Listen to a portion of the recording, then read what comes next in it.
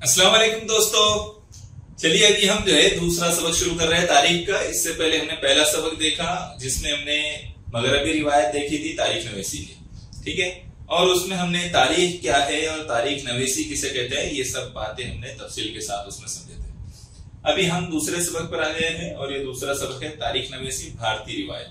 तो ये historiography Indian tradition, तारीख लिखने का, तारीख नवेसी का, तारीख को महफूज रखने का भारत में क्या कल्चर रहा, क्या रिवायत रही, क्या ट्रेडिशन रही, इस बात को इस वक्त में बताया गया है।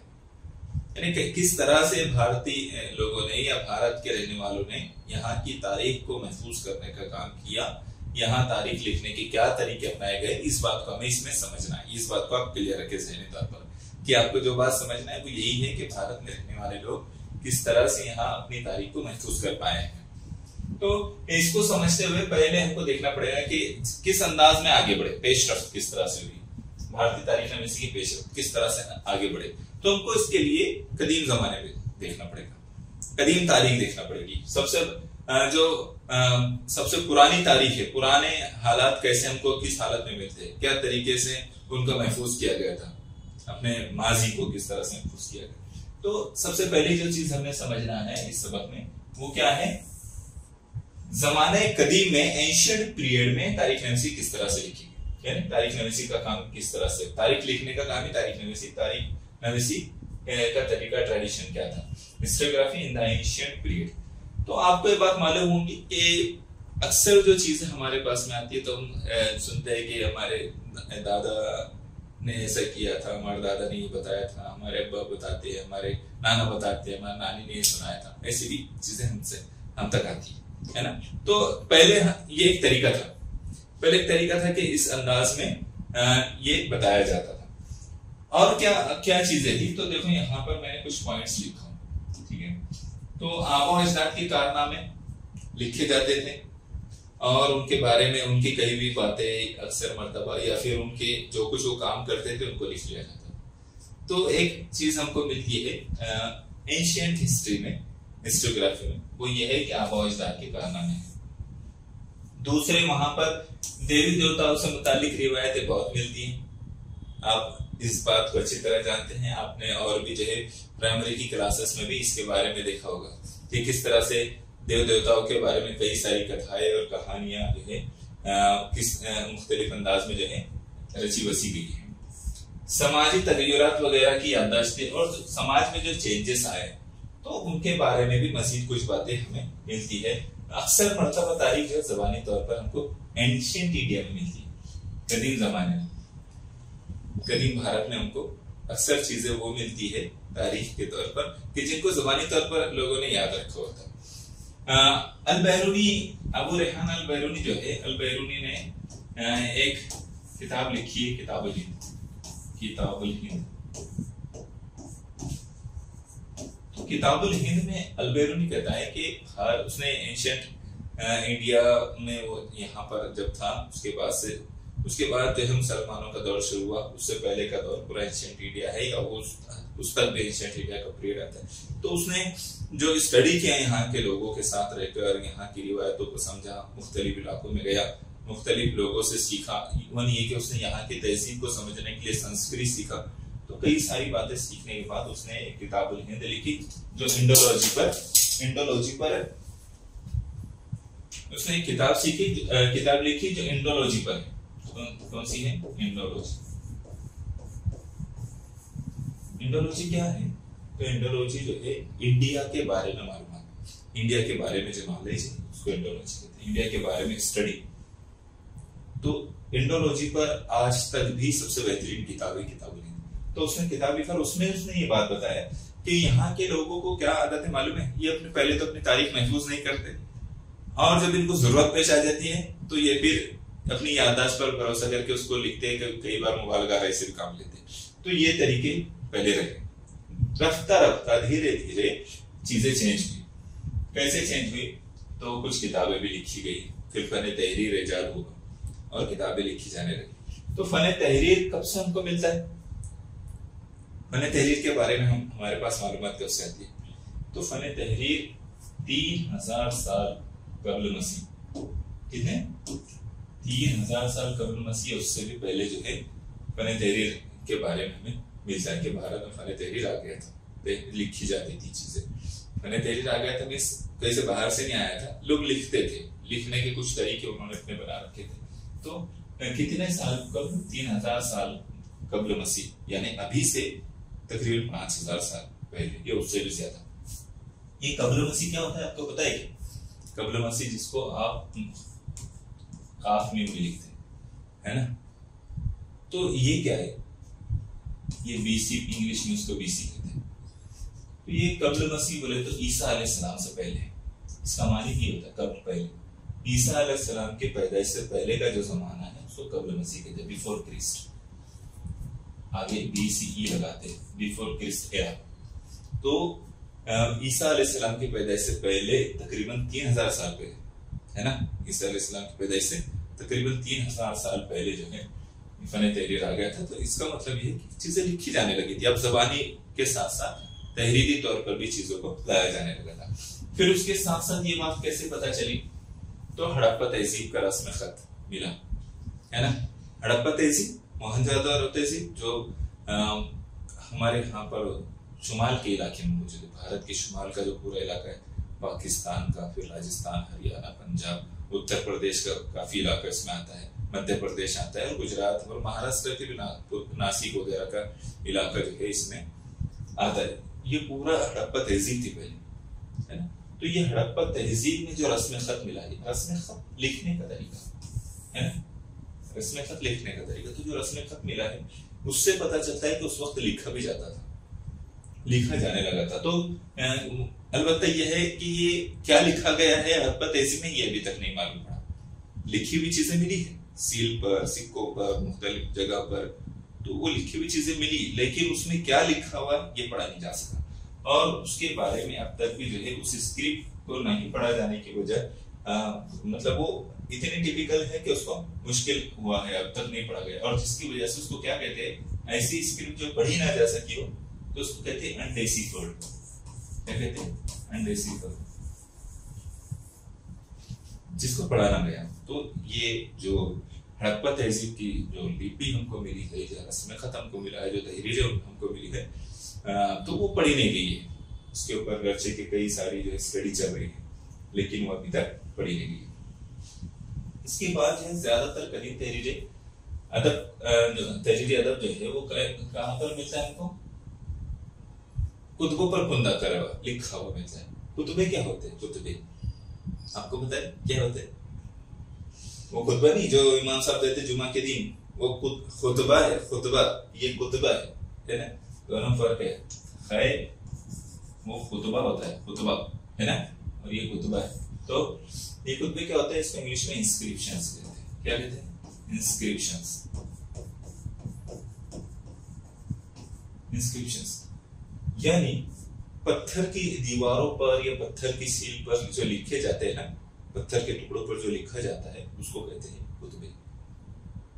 उस पर कुरेद कुरेद कर लिखते हैं। तो ये कुतबे भी मिले, कई सारे कुतबे मिले जिस पर लिखे हुए मिले, तो उसको पढ़कर के तारीख हमें मालूम है।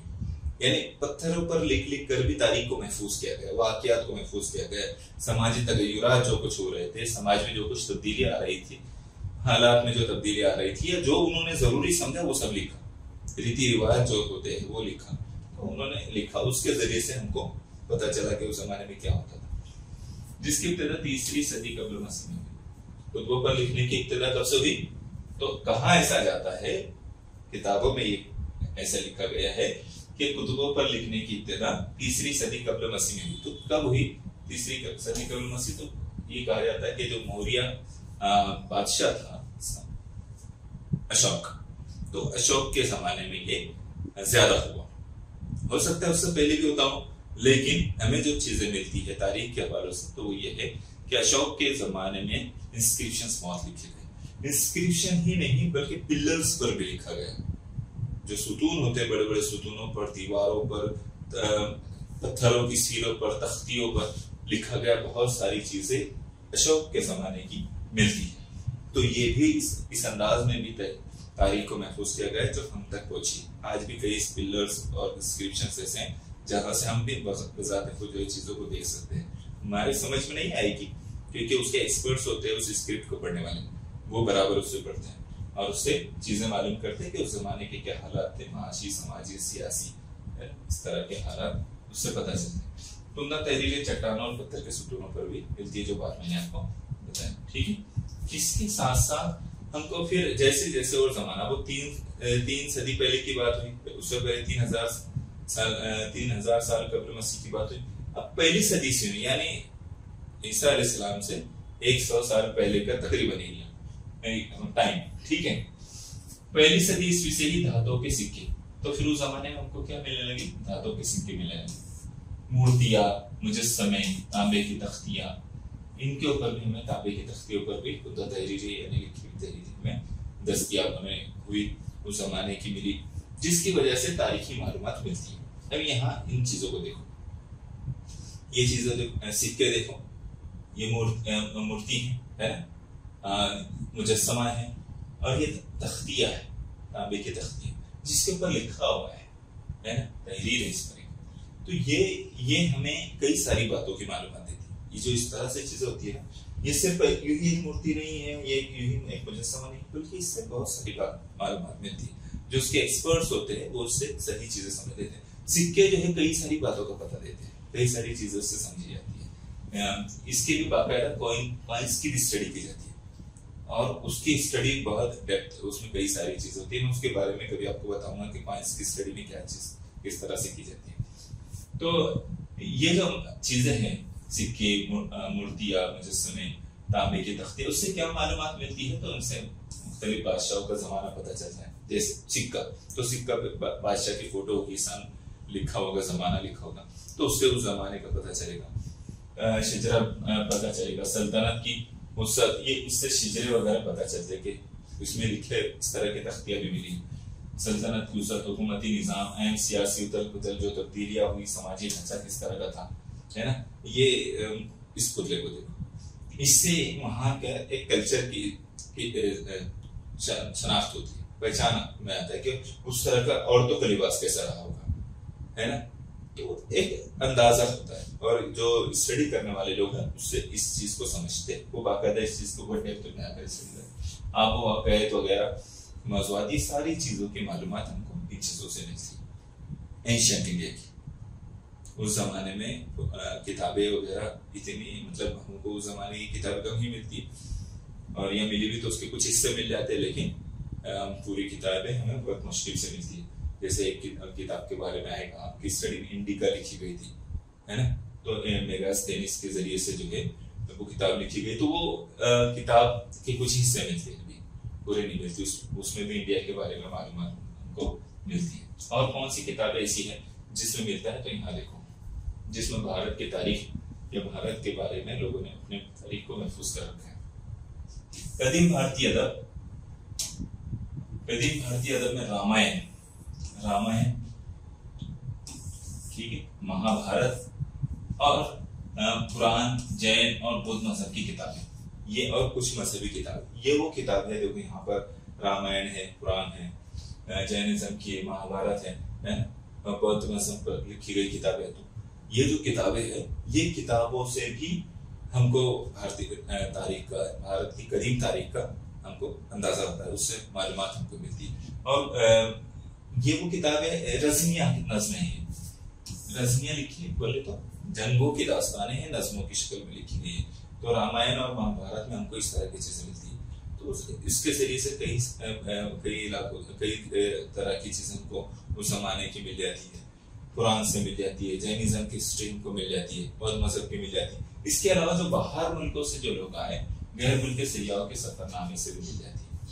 तो जैसे मैंने मेगास्थेनिस की बात आपसे कहा, तो ऐसी हमको मिलती है। उसके बाद के जमाने में, ये तो एंशिएंट इंडिया के बारे में है, और भी उस जमाने में जो लोग आए, चीन के कुछ सयाह आए थे, उनके नाम मेरे जहन में नहीं रहे, और चीन के सयाहों के जरिए से भी हमको कदीम तारीख के बारे में इल्म होता है। तो ये बातें, और खुद अल-बैरूनी की किताब, अल-बैरूनी एक गैर मुल्की सयाह के तौर पर यहाँ पर आए थे, लेकिन बाद में यही बस गए, तो उन्होंने भी यहाँ पर उनकी भी किताबों से उनको कदीम भारत की तारीख मिलती है। और इसके अलावा भी कुछ चीजें ऐसी है जो बहुत मशहूर हो गई, जो कदीम तारीख की है, जिसके जरिए से हमको तारीख का अंदाजा आता है। सोगोड़ा ताम्रपट। सोगोड़ा ताम्रपट क्या है? तांबे की तख्ती, आसान अंदाज में तांबे की तख्ती है। ये गोरखपुर, जो यूपी का एक जिला है गोरखपुर से करीब में सोगोड़ा एक इलाका है, वहां पर ये तांबे की तख्ती दस्तयाब मिली, इसकी खोज लगाई गई है ना, किसी मौके से ये हासिल हुई। तो उसके ऊपर जो तहरीर है, ये तहरीर बताती है कि ये मौर्य अहद की है। मौर्य अहद में ये ताम्रपट माना जाता था, मौर्य अहद का ये ताम्रपट माना जाता है। तो ये क्या है इसमें, तो ये और किस जुबान में लिखी गई है ये, तो ये उस जमाने की ब्राह्मी लिपि में लिखी गई। कौन सी? ब्राह्मी रस्मुल खत। उस जमाने में कई तरह के रस्मुल खत थे। अगर यूपी बिहार वगैरह के इलाके में देखे तो ब्राह्मी थे। जो पंजाब, जो पाकिस्तान वगैरह का भी इलाका है, वो कदीम जमाने में वहां पर खरोष्टी जुबान बोली जाती थी। इसके अलावा भारत में पाली, प्राकृत, है ना, इस तरह की जुबानें भी बोली जाती थी, संस्कृत भी बोली जाती थी। तो मुख्तलिफ जबानें उस वक्त में भी राइज, जिसमें ये ब्राह्मी लिपि में रस्मुल खत में लिखा गया है सोगोड़ा ताम्रपट। तो इसकी ये तहरीर की इब्तिदा में जो निशानात है, इसमें दरख्त की क्या है उस तहरीर में, तो उसमें जो निशानात है उसमें दरख्त के गिर्द बने चबूतरे है। इस अंदाज में वो ताम्रपट में बना हुआ है। ये तो हमने एक सैंपल कॉपी के तौर पर ऐसे लगा दिया है, ये ताम्रपट नहीं है, ये उसके लिए लगाई हुई, समझने के लिए लगाई हुई। और पहाड़, एक पर एक मौजूद 3 कमाने जैसे निशानात कदीम सिक्कों पर भी दिखाई देते। माहिरीन का ख्याल है कि 4 सुतूनों पर खड़ी 2 मंजिला इमारत की तरह दिखाई देने वाले निशानात अनाज के गोदामों को जाहिर करते होंगे। अब उसको अंदाजा लगाया गया है इस बारे में, ये ऐसा ही होगा इस बारे में नहीं कहा जा सकता। अलबत्ता जो निशानात होते हैं उसकी वजह से अंदाजे लगाए जाते हैं कि हाँ ऐसा इससे जाहिर होता है। तो जो 2 मंजिला खड़ी इमारत दिखाई देती है, उससे क्या अंदाजा लगाते हैं कि ये अनाज के गोदाम होंगे। उस जमाने माहिरीन ऐसा अंदाजा लगाते। इस तहरीर में उस गोदाम के अनाज का इतिहास इस्तेमाल करने का हुक्म दर्ज है, वो जो ताम्रपट में लिखी है। माना जाता है कि यह हुक्म सूखे और कहे जैसे हालात में एहतियाती इक़दाम पर मुश्तमिल है। तो ये जो तहरीर है उसमें क्या लिखा गया है, तो हो सकता है कि वो कहत के जमाने में लिखी गई हो, जिसपे गोदाम वगैरह के जरिए बताया गया हो और ये कहा गया हो कि किस तरह से एहतियात के साथ अनाज को इस्तेमाल किया जाए। तो ये सोगोड़ा ताम्रपट है, इसके बारे में आपने याद रखना है। गोरखपुर जो यूपी का एक जिला है, वहाँ ये मिले हैं, गोरखपुर जिले, गोरखपुर के गाँव सोगोड़ा में। इसके अलावा एक बहुत अहम किताब है जो हर्षचरित के नाम से है, हर्षचरित के नाम से है, जो बाण भट्ट ने लिखी।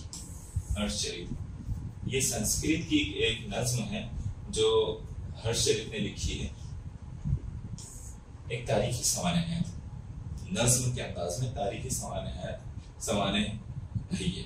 अब किसके बारे में है ये, तो ये इसमें हमने मालूम करना है कि शाही खानदानों की तारीख पर मुश्तमिल है। जिसके बारे में शाही खानदानों की तारीख पर मुश्तमिल है, जिसमें उस जमाने की समाजी, माशी, सियासी, मजहबी और तहजीबी जिंदगी की अक्कासी होती है। अक्सर मर्तबा जो किताबें मिलती है ना तारीख की, तो उसमें सिर्फ सियासी चीजें ज्यादा नजर आती है, लेकिन बास किताबें वो भी है जिसमें समाजी, माशी, मजहबी, तहजीबी ये चीजें भी मिलती है सियासी के साथ साथ।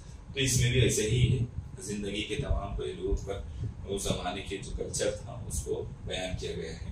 ये अपने याद रखना है कि इस किताब का नाम हर्षचरित है और हर्षचरित बाण भट्ट ने लिखी, ठीक है। और इसके बारे में आपने डिटेल में भी मालूम करना है कि इसमें और क्या बातें लिखी गई है, किस जमाने में ये लिखी गई थी, इस तरह की मुख्तलिफ बातें आपने मालूम करना है। जितनी बातें यहाँ जरूरी थी हमने आपको बताया, ठीक है। तो अभी हमने कदीम जमाने में तारीख को कैसे महफूज किया गया, तारीख नवीसी की क्या ट्रेडिशन थी, क्या रिवायत रही उस जमाने में, किस अंदाज में तारीख को महफूज किया गया ज़बानी तौर पर या फिर मुख्तलिफ चीज़ों के जरिए से किस तरह तारीख हम तक पहुंची है, किताबें वगैरह, सिक्के, मूर्तियाँ, मुजस्समे, ये सब बातें भी हमने समझे। अब जो है तारीख अहद वस्ता में मेडिवल पीरियड में किस तरह से महफूज की गई, इसको हम नेक्स्ट वीडियो में समझेंगे। आपने लेकिन इस बात को याद रखना है कि तारीख के जो दौर है ना, वो 5-7 दौर में तारीख को गिना जाता है। हम आमतौर पर 3 ही दौर देखते हैं, एंशिएंट, मेडिवल और मॉडर्न, है ना, इस तरह से 3 दौर। तो ये असल में ये 3 दौर तो बाद में वो हुए। मैं आगे किसी में बताऊँ किस तरह से ये 3 दौर बन गए, ये तारीख को इस 3 दौर के तौर पर देखा जाने लगा। अलबत्ता तारीख पत्थर का जमाना एक अलग गिना जाता है, फिर कदीम जमाना, कदीम तारीख, पत्थर के जमाने की तारीख, कदीम तारीख। फिर उसके बाद आते अहद वस्ता पर, अहद वस्ता। फिर अहद वस्ता के बाद जदीद, अहद जदीद की तारीख, जदीद दौर है ना। जदीद दौर के बाद में पोस्ट इंडिपेंडेंट हिस्ट्री, इसको ऐसा भी गिना जाता है। एक कुछ लोग हैं जो इसको पोस्ट इंडिपेंडेंट हिस्ट्री के नाम से भी वो करते हैं। और एक हिस्ट्री बुक की जाती है, एक कैटेगरी और एक कैटेगरी की जाती है, वो क्या है, वो है कंटेम्पररी हिस्ट्री। कंटेम्पररी हिस्ट्री यानी असरी तारीख, मौजूदा जमाने में जो कुछ लिखी जा रही है वो। तो ये मुख्तलिफ दौर में तारीख को देखा जाता है। आप अपने तौर पर भी इस चीजों को समझ सकते हैं। जैसे मैंने कुछ बातें बता दी, अभी हम क्या करेंगे, कदीम देख लिए, अहद वस्ता की तारीख देखें। फिर अहद जदीद में जो है तारीख किस तरह से लिखी जाती है बताऊँ। अहद जदीद में मैं आपको बताऊंगा कि 3 दौर, एंशिएंट, मेडिवल और मॉडर्न में कैसे तकसीम होगा। ये अचानक कैसे आया, अचानक नहीं बल्कि बहुत प्लानिंग के साथ लाया गया, क्यों लाया गया, वो बातें मैं आपको बताऊंगा। ठीक है, फिर मिलेंगे इंशाल्लाह नेक्स्ट वीडियो में। जज़ाकल्लाह खैर।